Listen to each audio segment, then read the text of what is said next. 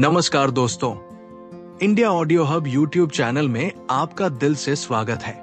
आज की कहानी सेटबैक्स को कमबैक्स में बदलना।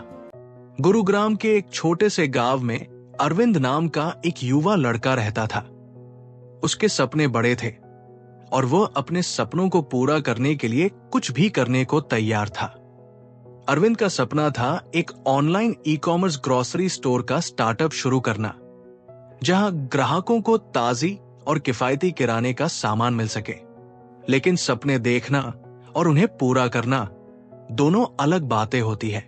अरविंद ने अपना बिजनेस शुरू करते ही एक महत्वाकांक्षी योजना बनाई, हर शहर में अपना खुद का वेयरहाउस बनाना। उसका मानना था कि अगर हर शहर में एक वेयरहाउस होगा तो डिलीवरी तेज और भरोसेमंद होगी और ग्राहकों का विश्वास बनेगा। शुरू में यह विचार उसे काफी प्रॉमिसिंग लगा, लेकिन कुछ ही महीनों बाद उसे एहसास हुआ कि यह योजना उतनी ही मुश्किल और महंगी थी। पैसे की कमी ने उसके सपने को धुंधला कर दिया। हर शहर में वेयरहाउस बनाना और उसका रखरखाव करना एक बड़ी चुनौती बन गया।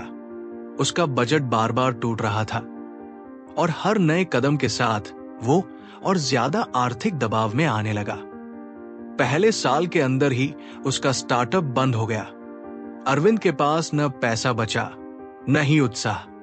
उसके दोस्त और परिवार, जो पहले ही संदेह कर रहे थे, उन्होंने उसे कह दिया, ये सब छोड़ दे, ये तेरे बस की बात नहीं है। लेकिन अरविंद के लिए हार मान लेना विकल्प नहीं था। उसने अपने पहले बिजनेस के फेलियर को विश्लेषण किया और अपनी गलतियों से सीखना शुरू किया। उसने सोचा कि अगर वो हर शहर में वेयरहाउस नहीं बना सकता तो क्या एक और रास्ता हो सकता है। एक दिन रिसर्च करते वक्त उसे शेयर्ड वेयरहाउस का आइडिया मिला। शेयर्ड वेयरहाउस वे जगह होती है जहां कई बिजनेस एक ही स्पेस का इस्तेमाल करते हैं अपने सामान को स्टोर करने के लिए। यह आइडिया अरविंद के बजट में फिट बैठता था। अरविंद ने सोचा, अगर मेरे पास अपने वेयरहाउस बनाने के संसाधन नहीं है तो क्यों न उन्हीं संसाधनों का उपयोग करूं जो पहले से मौजूद है। उसने हर शहर में शेयर्ड वेयरहाउस से संपर्क करना शुरू किया।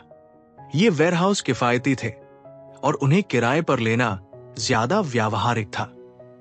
अपनी नई रणनीति के साथ अरविंद ने अपना बिजनेस दोबारा शुरू किया। उसने अपने सिस्टम को सरल बनाया और डिलीवरी ऑपरेशंस को सुव्यवस्थित कर दिया। इस बार उसका ध्यान सिर्फ एक चीज पर था, ग्राहकों की जरूरत और उनका भरोसा जीतना। उसने अपनी वेबसाइट और ऐप को ऑप्टिमाइज किया ताकि ग्राहकों का अनुभव सहज हो।